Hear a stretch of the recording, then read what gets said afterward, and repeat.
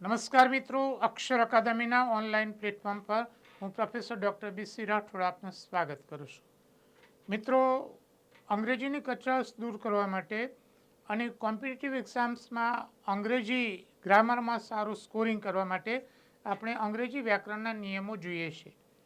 પણ એ નિયમો જોઈએ પહેલાં હજુ સુધી જો તમે અમારી આ ચેનલમાં જોડાયા નથી તેમાં જોડાઈ જવા વિનંતી છે.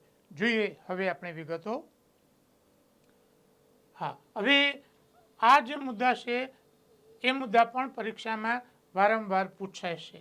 અહીંયા બે શબ્દો છે, નાઇધર અને નન. એનો તફાવત અંગેની વાત અહીંયા કરવામાં આવી છે. નાઇધર એટલે બેમાંથી એકય નહીં અને નન એટલે બધામાંથી અથવા બેથી વધારેમાંથી એકય નહીં. એટલે નાઇધરનો ઉપયોગ છે એ બેના સંદર્ભમાં થાય છે, બેમાંથી એકય નહીં. જ્યારે નનનો ઉપયોગ બેથી વધારેની વાત કરતા હોય ત્યારે આપણે નનનો ઉપયોગ કરીએ છીએ. જોઈએ મુદ્દો, પરીક્ષામાં ઘણી વખતે પૂછાય છે. None of his two friends supported him.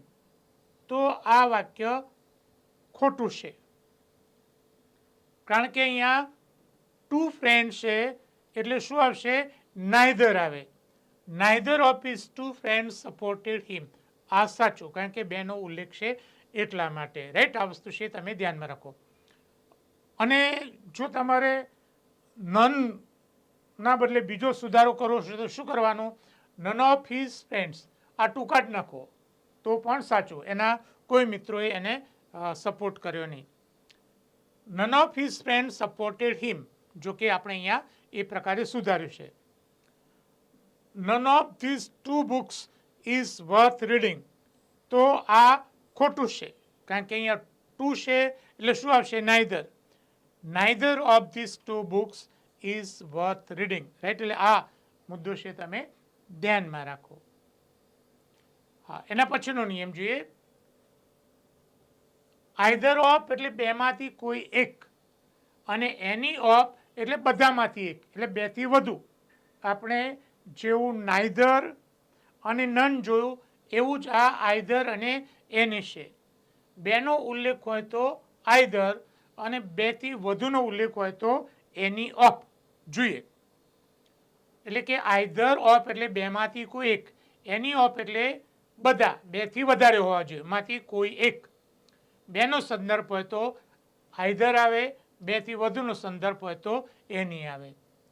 You may take any of these two books. તો આ ખોટું છે.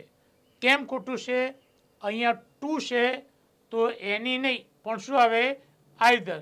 You may take either of these two books. આ બેમાંથી કોઈ એક પુસ્તક તમે લઈ જઈ શકો છો.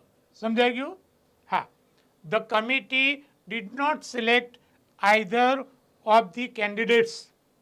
કમિટીએ ઉમેદવારોમાંથી કોઈને પસંદ ન કર્યો. તો અહીંયા બેથી વધુ છે તો શું આવશે? Any. The committee did not select any of the candidates. એટલે આ મુદ્દો છે તમે સમજી લો. પરીક્ષાની તૈયારી કરવા માટે વ્યાકરણના અમારા બે પુસ્તકો છે, comprehensive English grammar and composition. બીજું પુસ્તક છે golden rules of English grammar. અને ત્રીજું પુસ્તક easy way to learn difficult words, A vocabulary માટે છે. ત્રણેય પુસ્તકો અકાદમી પર ઉપલબ્ધ છે. વધુમાં પરીક્ષાની તૈયારી કરતા વિદ્યાર્થીઓ માટે અમારી બે મહત્ત્વની એવી ટેલિગ્રામ ચેનલ છે, બી.સી. રાઠોડ કરંટ અફેર્સ અને ગૌરવંતી ગુજરાતી. હજુ સુધી જો તમે અમારી આ બંને ટેલિગ્રામ ચેનલમાં જોડાયા ન હોય તો એમાં જોડાઈ જવા વિનંતી છે.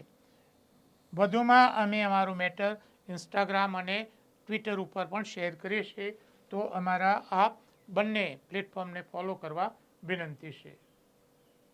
વધુમાં આજનો આ વિડીયો આપને પસંદ આવ્યો હોય તેને લાઈક કરીને શેર કરવાનું ભૂલતા નહીં.